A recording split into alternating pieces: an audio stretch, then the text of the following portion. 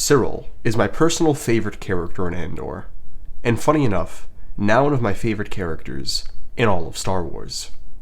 And today, I want to take a closer look at the character of Syril and how he is a tragic example of someone not so different than you and I getting swept up in the wrong side of history.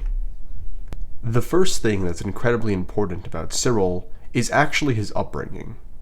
Syril is an only child whose father left him and his mother at a young age. Now being raised solely by his mother, who herself is very controlling and narcissistic, Syril discovers that he needs to find a larger meaning in his life. So like many people, he gets a job at a respectable institution. Syril is a man who not only believes in institutions, but needs them to function on a personal level. He gives his all into his work, believing that if he truly works hard, he will be recognized for it, and he will make a difference in the world, no matter how small it may seem. This, compiled with OCD and desire to be a perfectionist in all aspects of life, probably have a lot to do with not having a father figure in his life. Without the love of a father, he needs to find something to fill that void and mend his soul. And that's where all of this obsession stems from. It's also important to note that Syril genuinely believes that the Empire is doing the right thing, that this law and order that has clearly improved his life is improving everyone else's. And that's not necessarily a bad thing. Syril is a hard-working man of conviction, with strong morals.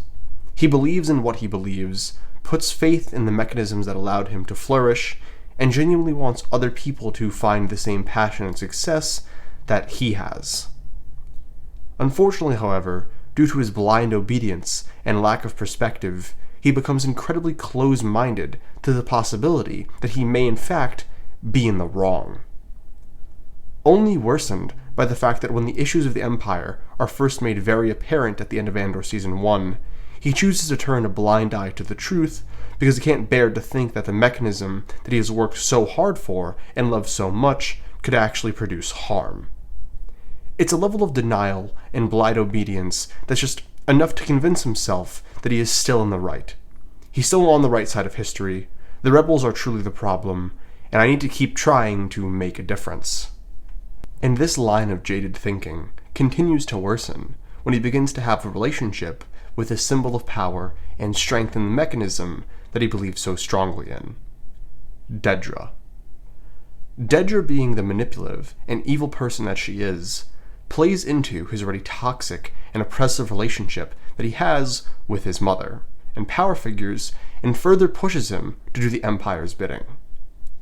At this point in the story, Syril has sold his soul to a black fog that will consume him and everything he has ever loved without even knowing it.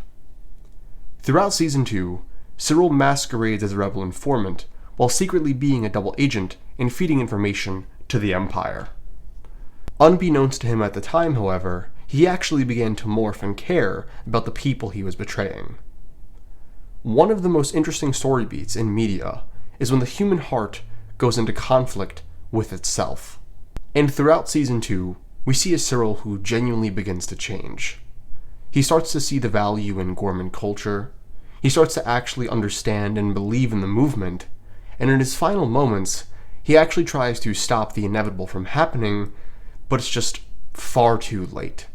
He's given the Empire too much information, he's gone too far, done too much, and because of that, he ends up paying the ultimate price: his own life.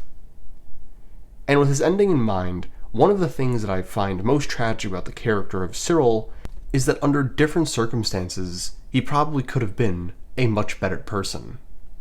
If born in a different area, given the chance to work for a genuine force of good, or hell, just opened his eyes before it was too late, I actually think he could have been a great service to something like the Rebellion. Being an unwavering force for good, who even though he has his own personal struggles, will stop at nothing till his side succeeds and true goodness has spread. Does that sound like anyone else we know in Andor? And with the ending of this video, I just want to say this. We are in trying times right now, and if you value yourself as a good, kind person who stands up for what they believe in, wants to help the little guy and do the right thing, I want you to ask yourself a long and hard question. Do you believe that 20 years from now, you'll look back and ask yourself if you were on the right side of history, or do you think you'll look back and just undoubtedly know the answer? With all that being said, thank you all for watching. I really hope you enjoyed this video. Please let me know in the comments down below what you think, and hopefully I'll catch you in the next one. Peace.